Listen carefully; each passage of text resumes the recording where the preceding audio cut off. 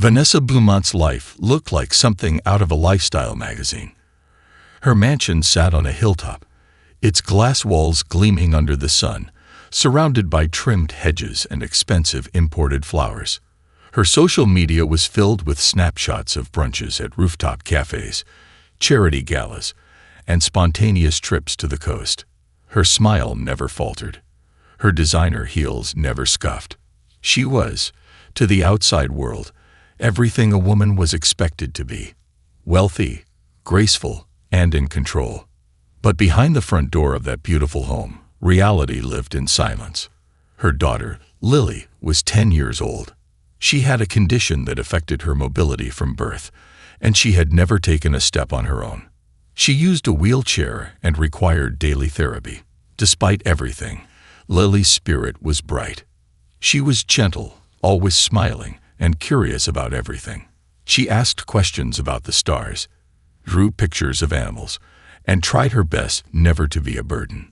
She adored her mother, even if that love wasn't always returned. To Vanessa, Lily was the one part of her life she couldn't manage with money or charm. No matter how many caregivers she hired, how many special tutors or therapists she brought in, Vanessa always felt trapped. Her friends had children in ballet and fencing.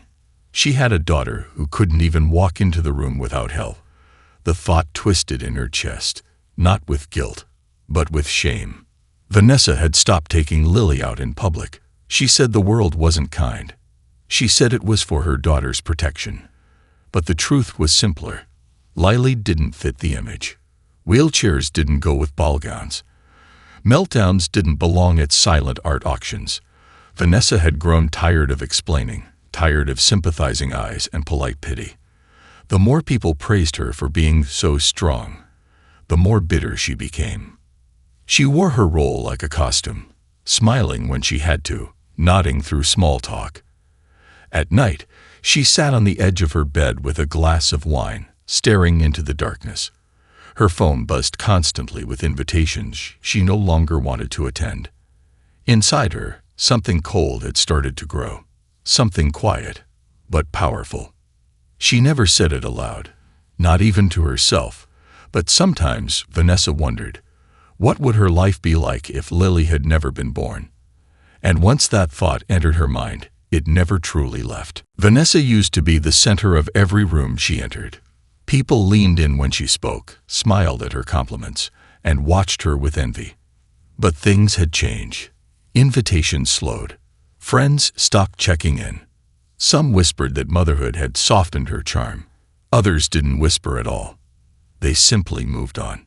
At home, the silence grew louder. Lily required more attention as she got older. Her doctors introduced new routines: daily stretching, occupational therapy, speech exercises. Vanessa tried, at first. She sat through the lessons, nodded, pretended to take notes. But her mind was always elsewhere.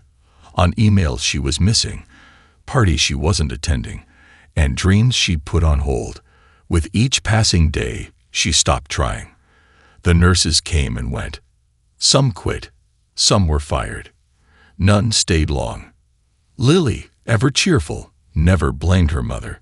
She'd reach up with her small hands, asking for hugs. She'd call out from her bedroom to share drawings or little discoveries. Vanessa answered less and less. She stayed in her own part of the house. She called Lily's name only when necessary, and always with a tired edge. At night, Vanessa sat alone with a glass of wine, her phone dim beside her. She scrolled through pictures of old friends vacationing in Paris, dining in Milan, their children perfect and dressed in matching outfits. The comparisons were a poison she drank willingly. In every photo, she saw the life she could have had, the life she believed Lily had taken from her. The bitterness didn't explode. It leaked slowly. Little comments under her breath. Eye rolls when Lily dropped her spoon. Long sighs at bedtime stories. Lily noticed, though she never said a word. She started talking to her stuffed animals more than her mom. She stopped calling out for help with her art. She learned, too early, how to be quiet in her own home. One evening, as Vanessa watched a documentary about successful women who had it all, something inside her snapped. The host, smiling, said, "You don't have to sacrifice your life for anyone. Take back your time." Vanessa stared at the screen like it was speaking directly to her. That night, she stood by Lily's door, watching her sleep. Her daughter's small frame was curled under a pink blanket, her fingers still clutching a stuffed giraffe. A thought whispered in Vanessa's mind, dark but tempting. Maybe there was still time to get her life back. Maybe no one had to know. The sky was soft with morning light when Vanessa packed a basket with sandwiches, juice boxes, and Lily's favorite cookies. She called it a special picnic. Lily's eyes lit up like it was Christmas morning. Outings were rare now, and the promise of one filled her with excitement. She clapped her hands and asked if they could bring her drawing book. Vanessa smiled and said yes. Her voice was gentle that day. Too gentle. Vanessa helped Lily into the car, folding the wheelchair into the trunk with practiced ease. They drove in silence at first. Then Lily began to chatter, pointing at clouds and asking if they could stop for ice cream later. Vanessa nodded, her hands tight on the steering wheel. Her lips moved into a smile, but her eyes stayed flat. They drove past the city, into the outskirts, where trees grew thick and the roads turned to gravel. Vanessa chose a quiet park by the river, one she found months ago while driving alone. It was secluded with tall grasses and no cameras, no crowds. The perfect place for a peaceful afternoon, as she told Lily. They set up the picnic on a patch of grass near the water. Lily laughed as a butterfly landed on her shoe. She held up a sandwich and made a silly face. Vanessa chuckled softly, sitting across from her, watching. Her daughter looked happy, unburdened, and for a moment, Vanessa hesitated. But the feeling passed. She stood up and walked to the edge of the river, pretending to admire the view. "Come here, sweetie," she called out. "Let's take a picture by the water." Lily wheeled herself over, her small hands gripping the rims of her chair. Vanessa stepped behind her, pulling out her phone. "Say cheese," she whispered. Click. Then, without warning, her hands moved. She pushed. The chair rolled forward fast, its wheels bouncing on the uneven grass. Lily's laughter turned to a scream as the river swallowed her. The splash was loud, then gone. Silence rushed in like a wave. Vanessa froze, her chest rising and falling as she stared at the rippling surface. She expected panic, but all she felt was numbness. She turned slowly, walking back toward the picnic basket as if nothing had happened. In her mind, she imagined herself free. Free of the whispers, the weight, the guilt. Free to start over. But what she didn't know, what she couldn't see, was that she wasn't alone. Someone had been watching. And that someone had already started running. From the nearby trees, a pair of amber eyes had been tracking every movement. Rex was a 6-year-old German Shepherd, strong and sharp, with instincts that had never failed him. He belonged to Walter Hayes, a retired farmer who now lived in a quiet cabin just a short hike from the river. Rex was Walter's loyal companion, always alert, always watching. That morning, they had taken their usual path through the woods, but Rex had stopped suddenly, ears perked, nose twitching. Something wasn't right. Walter didn't argue with the dog. He had learned years ago that when Rex sensed something, it was best to follow. The old man had barely rounded the bend when Rex shot off like a bullet. Through the tall grass, Rex saw the scene unfold. The little girl, the wheelchair, the sudden push. He heard the splash, the scream, the silence. His heart, if a dog's heart could ache, felt something break. There was no time to think. Rex charged toward the river. Vanessa didn't see him. She was facing the opposite direction, her back to the water, lost in her own cold thoughts. But the sharp rustle of leaves behind her made her turn just in time to see a blur of brown and black fur rushing past. She froze, confused, then startled. The dog didn't bark. He didn't hesitate. He leaped. Lily was struggling, her arms splashing weakly, the current already pulling her downstream. The cold water soaked her dress and tangled her hair. She tried to scream again, but her voice was swallowed by the river. Her fingers grasped at nothing. Then she felt fur. Wet, coarse fur. Rex clamped his teeth gently into the back of her jacket, careful not to hurt her. He paddled with powerful strokes, his muscles working against the flow. Lily, in shock, clung to him instinctively. The water fought to keep her, but Rex wouldn't let go. Walter arrived at the river's edge just as the dog reached the bank. The old man's eyes widened at the sight.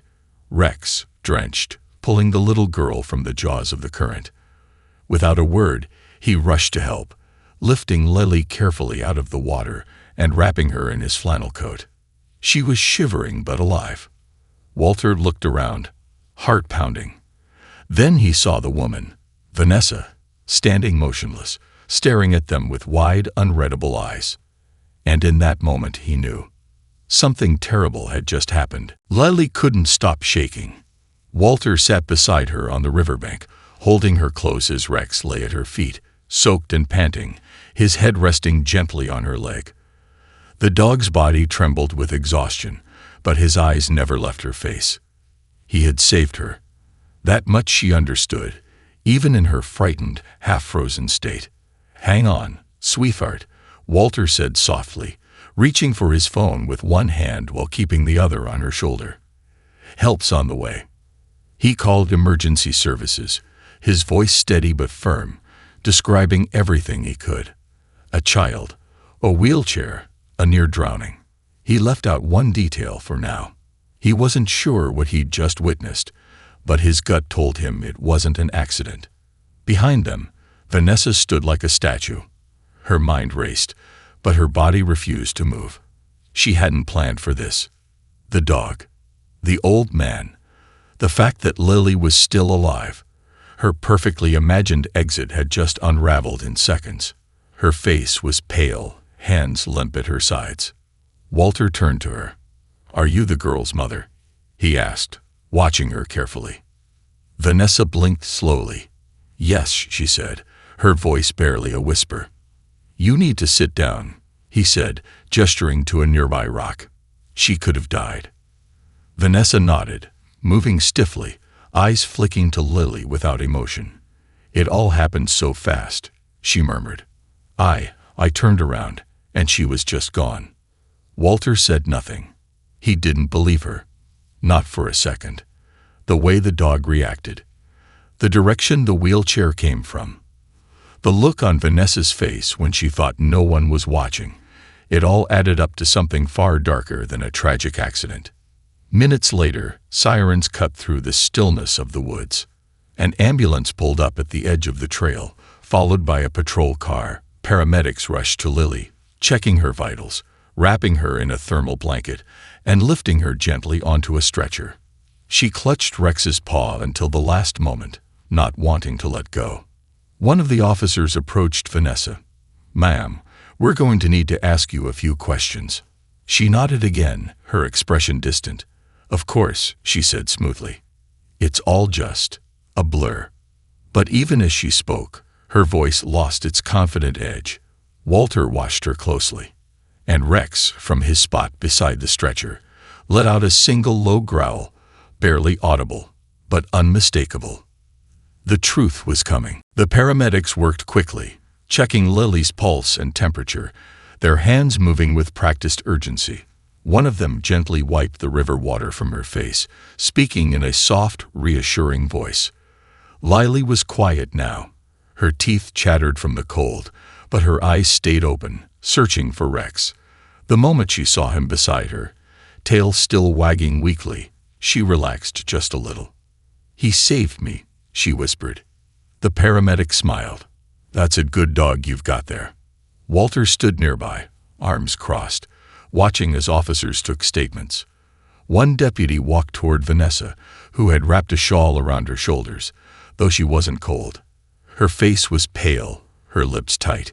She was still trying to maintain control, but the cracks were showing. "Ma'am," the deputy said, Can you tell us again how your daughter ended up in the river?" Vanessa nodded slowly. "I turned away for just a second. She was playing too close to the edge. She must have rolled forward. I didn't see it happen." The officer jotted notes down, but glanced at Walter, who raised an eyebrow. "She didn't fall in," Walter said calmly. "I saw it." Vanessa's head snapped toward him. "Excuse me." "She didn't fall," he repeated. "Your hands were on that chair. You pushed it." The tension in the air shifted. The officers looked between them. One of them moved closer to Vanessa. "Sir, are you saying you witnessed the incident?" "I did," Walter said. "And so did my dog. He ran straight for the water the moment it happened. That animal knew something was wrong before I did." Vanessa's breathing grew shallow. "He's confused," she said, forcing a small laugh. "I would never." "We'll need to ask you to come with us," the officer interrupted. "We're going to investigate further." Vanessa froze. Her carefully built world, years of appearances, control, reputation, was beginning to crumble. She opened her mouth to argue, but no words came. As the officers guided her toward the patrol car, Rex let out a loud bark, sharp and commanding. Everyone paused. The sound echoed through the trees like a judgment. Lily turned her head weakly toward the noise. "Good boy," she murmured. Walter crouched beside Rex, placing a hand on his damp fur.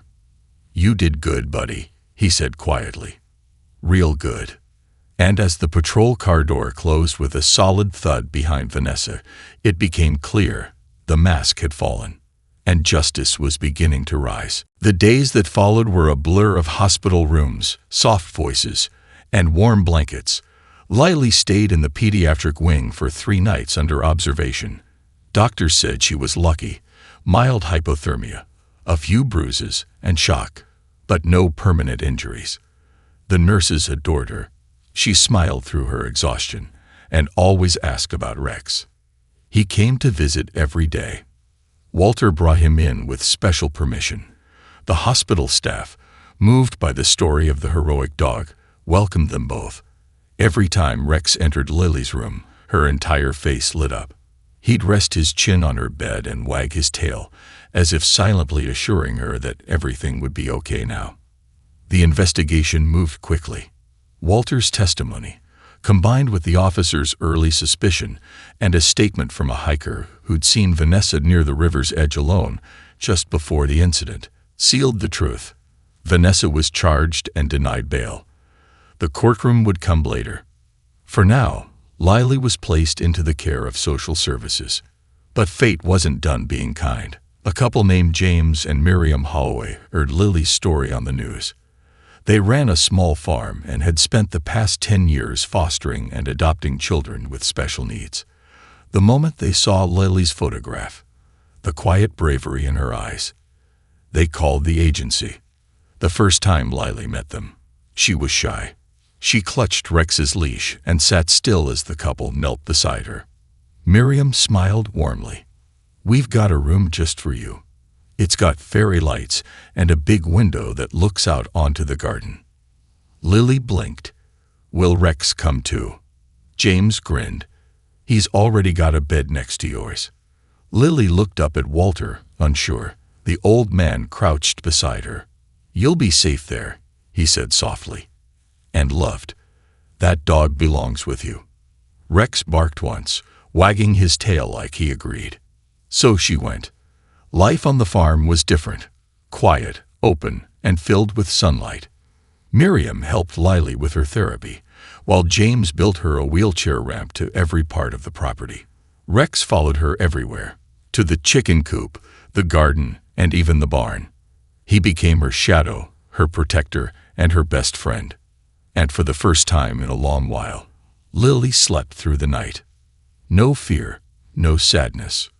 Only the gentle sound of breathing, hers and Rex's, side by side in a room filled with light. Spring arrived slowly on the Holloway farm, bringing soft rains, blooming lavender, and crisp morning air. Life had settled into a peaceful rhythm. For Lily, each new day felt like a page in a story she never thought she'd get to live. She no longer woke up wondering if she was unwanted. The fear had faded, replaced by the quiet comfort of being chosen and cherished. She spent her mornings with Miriam, practicing stretches on the porch and learning how to plant vegetables. Afternoons were for painting with watercolors in the sunroom, and wherever she went, Rex was never more than a few feet away, loyal as ever. If Lily was drawing, Rex watched. If she fell asleep on the porch swing, Rex lay beside her with one eye open. Sometimes, when the breeze was just right, she would close her eyes and whisper, "You saved me." And Rex, as if understanding every word, would nudge her hand gently and rest his head in her lap. One Sunday, the Holloways hosted a small gathering. Neighbors, teachers, and friends. Everyone had heard the story by then. Not the dark part, not the courtroom headlines, but the one that mattered. The girl who had survived, and the dog who wouldn't let her go. As the guests sipped lemonade and wandered the garden, Lily rolled to the center of the yard and cleared her throat. James quieted the crowd. "I want to say something," Lily said. All eyes turned to her. She took a breath, nervous but smiling. "I used to think something was wrong with me, that maybe I was too different to be loved." She paused. "But I was wrong. I just needed the right people. And the right dog." Everyone chuckled softly. She turned to Rex, who was seated beside her, calm and proud. "He didn't see what I couldn't do. He just saw me. And he saved me." Tears shimmered in a few eyes, including Miriam's.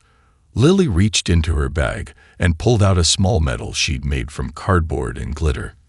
In careful letters, it read, "To Rex, my hero." She hung it around his neck, and the crowd clapped as Rex barked proudly and wagged his tail. That night, as the stars blinked awake and the farm grew quiet, Lily sat with Rex beneath the old oak tree. She leaned against his side and whispered, "We're going to be okay now." And for the first time in a long time, she truly believed it.